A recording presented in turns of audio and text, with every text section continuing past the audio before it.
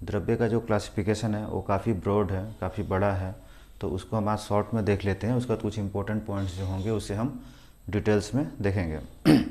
तो सबसे पहले द्रव्य क्लासिफिकेशन की आवश्यकता क्या है। तो संसार में जितने भी द्रव्य हैं वो काफ़ी अधिक मात्रा में है, समझ ले असंख्य है। और उनको अध्ययन की किसी कुछ द्रव्य क्या होते हैं कि समान होते हुए भी उनके गुणकर्म अलग अलग होते हैं, और कुछ द्रव्य अलग अलग दिखने के बावजूद भी उनके गुणकर्म समान होते हैं।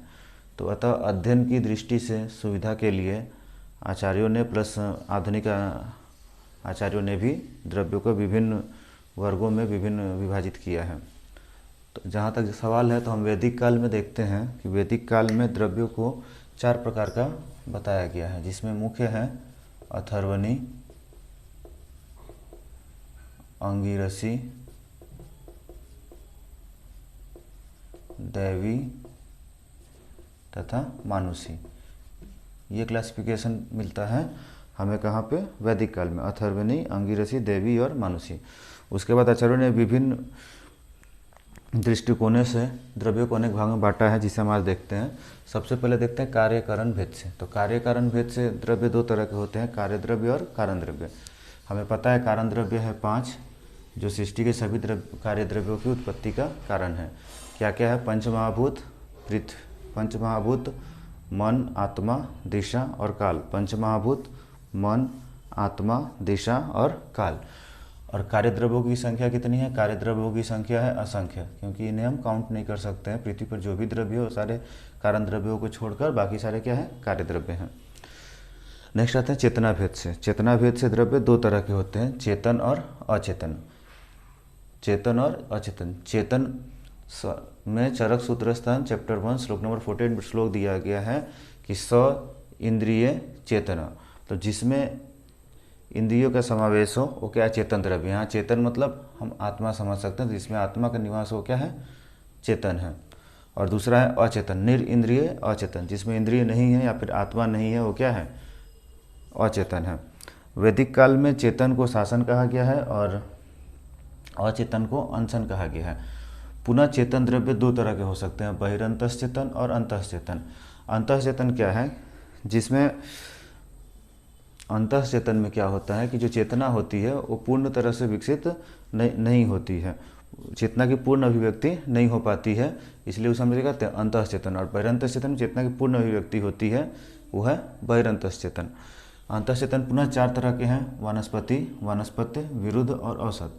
और बहिरंतश्चेतन 4 तरह के हैं, जरायुज, अंडज, स्वेदज और उद्भिज। ये जो क्लासिफिकेशन है किसने बताया, चरक ने बताया है। सुश्रुत ने भी मोरलेस इसी को फॉलो किया है, बट उन्होंने अंतश्चेतन में जो वानस्पत्य है, वानस्पत्य की जगह पे उन्होंने वृक्ष शब्द का प्रयोग किया है। वृक्ष शब्द का प्रयोग किया है, वानस्पत्य की जगह पे वृक्ष शब्द का प्रयोग किया है, किसने, सुश्रुत ने। नेक्स्ट आ जाते हैं निष्पत्ति या भौतिक संगठन के आधार पे। तो इस आधार पे द्रव्य 5 प्रकार के होते हैं, जो पंच भौतिक संरचना के आधार पे, पार्थिव, वाप्य, आग्नेय, वायव्य और आकाशीय। नेक्स्ट है योनि भेद से। योनि यानी ओरिजिन भेद से। ओरिजिन भेद से चरक ने 3 बताया है, जांगम, औद्भिद और पार्थिव। सुश्रुत ने 2 बताया है, स्थावर और जांगम। यहाँ पे ये जो जांगम है, ये जांगम और नहीं, ये बहिरंतश्चेतन ही है, और ये स्थावर जो है ये अंतश्चेतन है। पार्थिव में क्या होता है, पार्थिव मतलब होता है, पार्थिव पुनः 2 प्रकार का होता है, प्राकृतिक और कृत्रिम।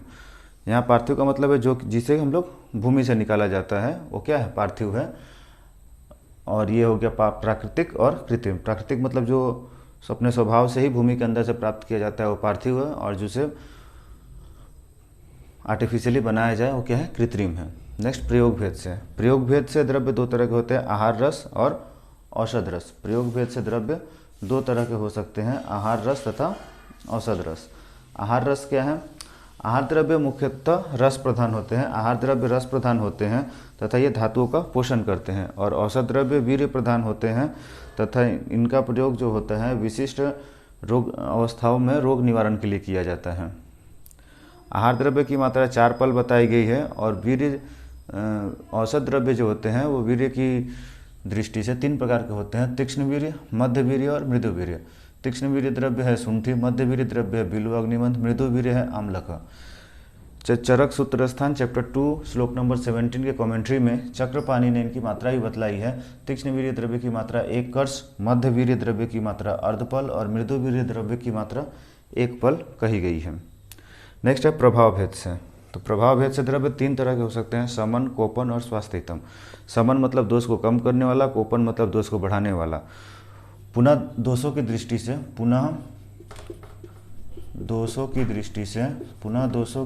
से ये समन और कोपन द्रव्य 3 तरह के हो सकते हैं। जैसे वात समन 3 प्रकार के हो सकते हैं, जैसे वात समन, पित्त समन, कफ समन, वात कोपन, पित्त कोपन, कफ कोपन इत्यादि।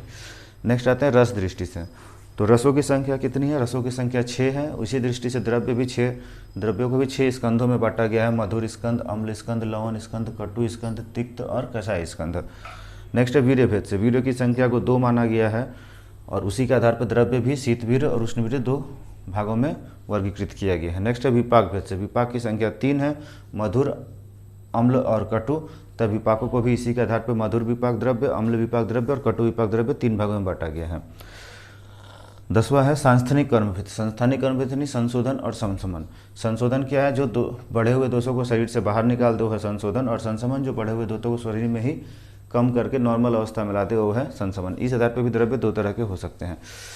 ये कुछ आयुर्वेद में वर्णित कुछ दृष्टिकोणों के आधार पर द्रव्य का वर्गीकरण था। नेक्स्ट मॉडर्न क्लासिफिकेशन हम जब देखते हैं तो उसमें हम पहला देखते हैं ऑरिजिन या नेचर के आधार पर द्रव्य 4 तरह के हो सकते हैं, स्थलज, जलज, वृक्षरु और वृक्षादन। स्थलज क्या है? जो स्थल पर पाए जाते हैं स्थलज है, जो जल में पाए जाएंगे जलज है।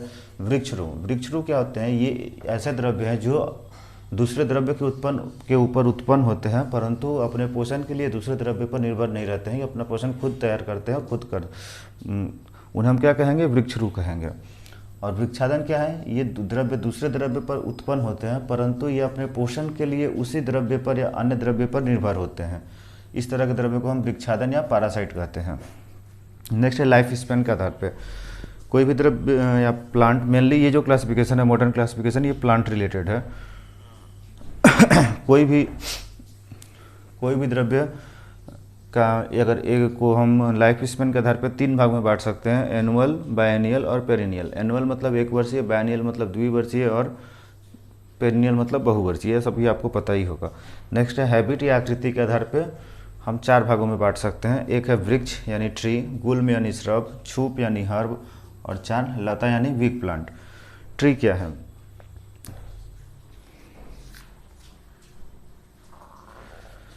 ट्री ऐसे प्लांट जिनकी ऊंचाई 5 से 35 मीटर तक होती है, उसे हम क्या कहते हैं? ट्री कहते हैं।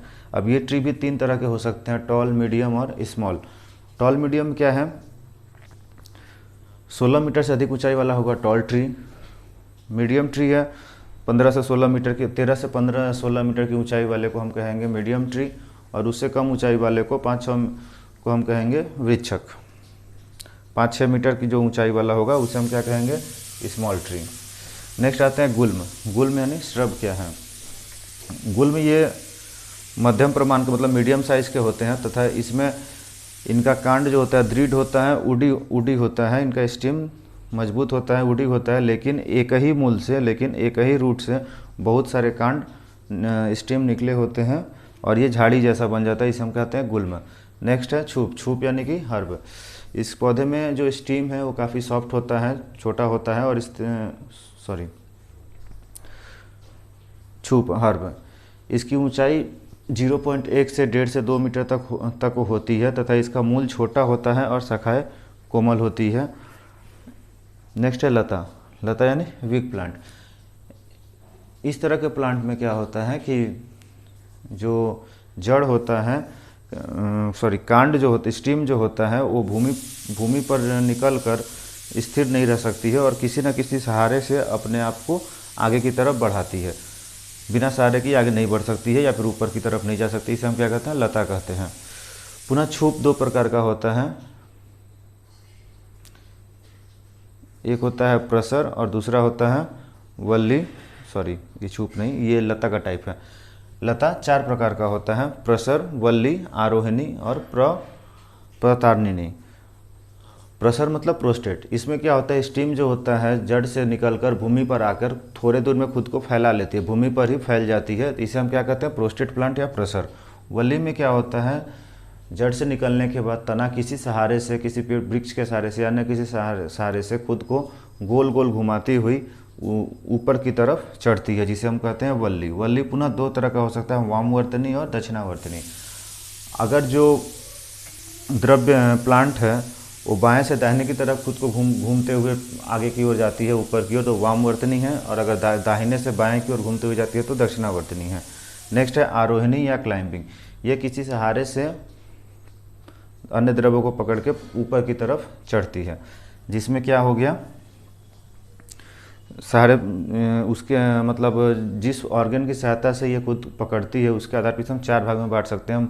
मूल रोहिणी, पत्रारोहिणी, सूत्ररोहिणी और बडिस रोहिणी। मूल रोहिणी हो गया रूट क्लाइंबर, रूट की सहायता से ऊपर की तरफ जाएगी। पत्रारोहिणी पत्र लीफ की सहायता से जाएगी। सूत्ररोहिणी टेंड्रिल की सहायता से जाएगी। और बडिस हुक मतलब एक स्पेशलाइज स्ट्रक्चर है, उसकी सहायता से ये ऊपर की हो जाएगी। चौथा जो टाइप है लता का वो है प्रतानिनी या लैंस। यह अमर्यादित रूप से ऊपर की ओर या आगे की तरफ बढ़ती है। इसके लिए कोई स्पेशल रूल नहीं है, ये किसी भी तरह से आगे की ओर ऊपर की ओर चली जाती है। नेक्स्ट एक देखते हैं हम लोग मॉडर्न मॉर्फोलॉजिकल क्लासिफिकेशन, जो टैक्सोनॉमिकल क्लासिफिकेशन है, जिसमें डिवीजन, सब डिवीजन, क्लास, सब क्लास, जीनस, फैमिली, ऑर्डर और स्पेसीज, और भी इसमें ग्रुप रहते हैं, तो उसको एक बार देख लीजिएगा आप लोग। बेसिक क्लासिफिकेशन ऑफ द्रव्य तो यही है, इसको डिटेल्स में नेक्स्ट वीडियो में देख लेंगे। इसमें और 1 से 2 वीडियो और लगेंगे पूरे क्लासिफिकेशन को ख़त्म करने में। Thank you.